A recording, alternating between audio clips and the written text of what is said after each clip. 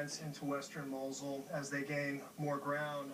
Bad weather, though, has hampered some of the efforts over the last few days, or at least yesterday. There was wind, there was rain, there was low visibility, so that worked in ISIS's favor. But the advance has been fast, certainly faster than the offensive to retake eastern Mosul, which lasted 3 months. So that's a good thing.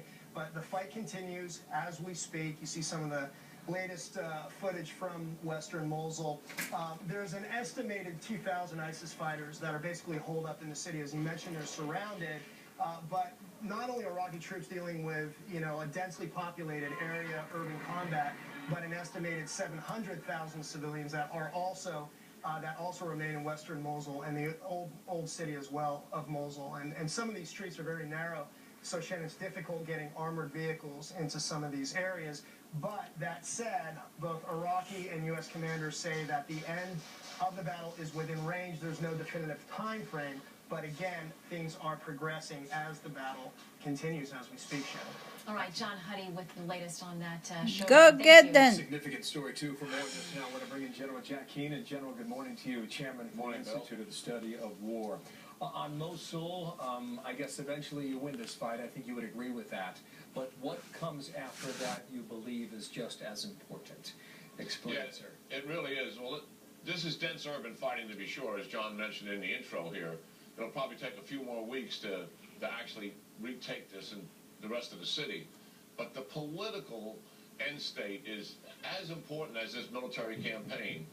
That if the Kurds and the Shias and the Sunnis are not enfranchised as part of a politically unified government, there's likelihood we could still see a civil war here.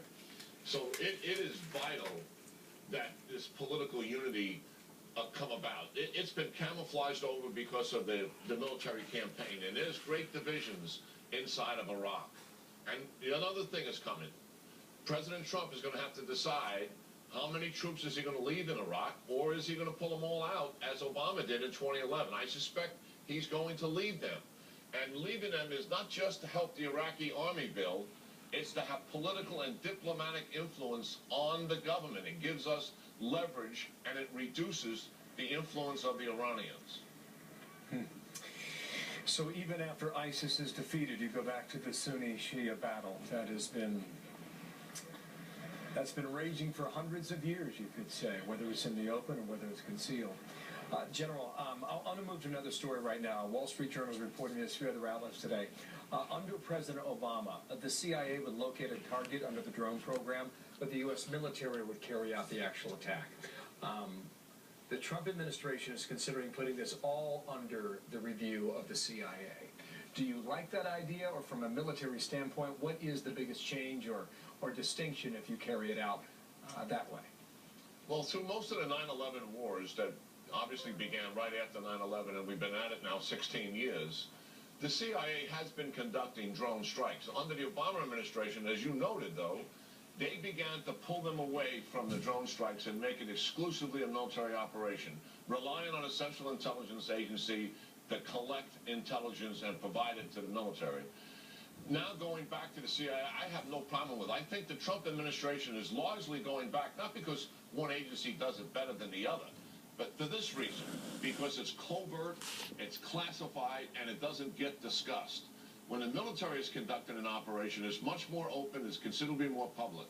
Now, that doesn't mean that these covert actions are not going to be reviewed, Bill.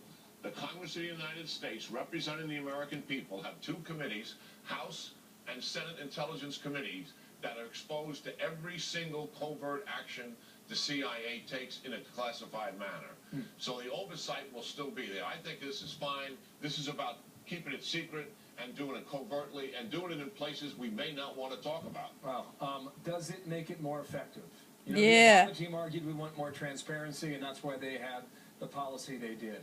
If you go this route under Mike Pompeo, can you kill Islamic radicalism faster than you could otherwise? Yeah. I think the advantage it has is it stays covert. It'll be more effective staying covert. The military will still conduct drone strikes, Bill. They may actually be doing the largest number of them. But this will be special high-value targets and done in countries that we may not want to admit the fact that we have a presence there. Understood. Yeah.